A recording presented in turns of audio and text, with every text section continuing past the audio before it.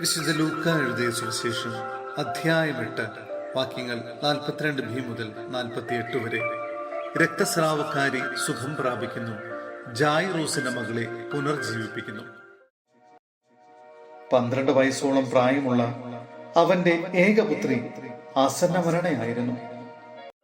അവൻ പോകുമ്പോൾ ജനങ്ങൾ ചുറ്റും കൂടി അവനെ തിക്കിയിരുന്നു.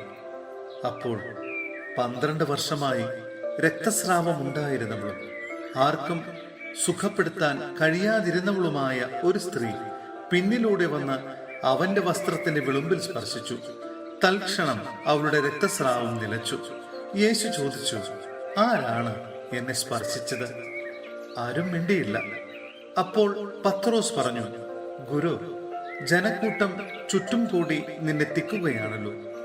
യേശു പറഞ്ഞു, ആരോ എന്നെ സ്പർശിച്ചു. എന്നിൽ നിന്ന് ശക്തി നിർഗമിച്ചിരിക്കുന്നുവെന്ന് ഞാൻ അറിയുന്നു. മറയ്ക്കാൻ സാധിക്കുകയില്ലെന്ന് കണ്ടപ്പോൾ അവൾ വിറയലോടെ വന്ന് അവന്റെ കാൽക്കൽ വീണ് താൻ അവനെ എന്തിന് സ്പർശിച്ചുവെന്നും എങ്ങനെ പെട്ടെന്ന് സുഖമാക്കപ്പെട്ടുവെന്നും എല്ലാ ജനങ്ങളുടെയും മുമ്പാകെ പ്രസ്താവിച്ചു.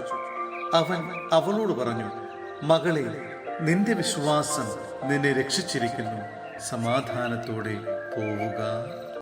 സഹോദരരെ, വിശുദ്ധ പൗലോസ്ലീഹ കൊറിന്ത്യോസിലെ സഭയ്ക്ക് എഴുതിയ 2-ാം ലേഖനം അധ്യായം 6 വാക്യങ്ങൾ 14 മുതൽ 7-ാം അധ്യായത്തിലെ 1-ാം വാക്യം വരെ.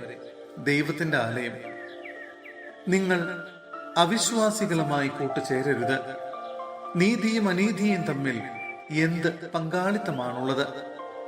പ്രകാശത്തിന് അന്ധകാരവുമായി എന്തു കൂട്ടുകെട്ടാണുള്ളത്? ക്രിസ്തുവിനെ ബലിയാലുമായി എന്ത് യോജിപ്പാണുള്ളത്? വിശ്വാസിക്ക് അവിശ്വാസിയുമായി എന്താണ് പൊതുവിലുള്ളത്?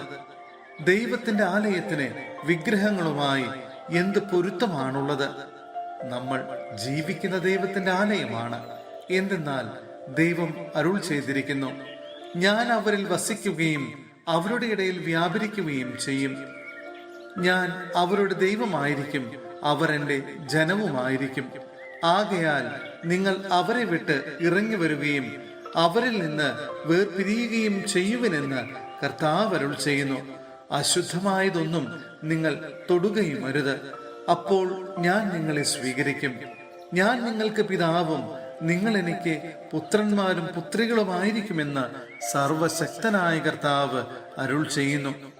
പ്രിയപ്പെട്ടവരെ, ഈ വാഗ്ദാനങ്ങൾ നമുക്കുള്ളതിനാൽ ശരീരത്തിന്റെയും ആത്മാവിന്റെയും എല്ലാ അശുദ്ധിയിലും നിന്ന് നമ്മെ തന്നെ ശുചീകരിക്കുകയും ദൈവഭയത്തിൽ വിശുദ്ധി പരിപൂർണമാക്കുകയും ചെയ്യാം.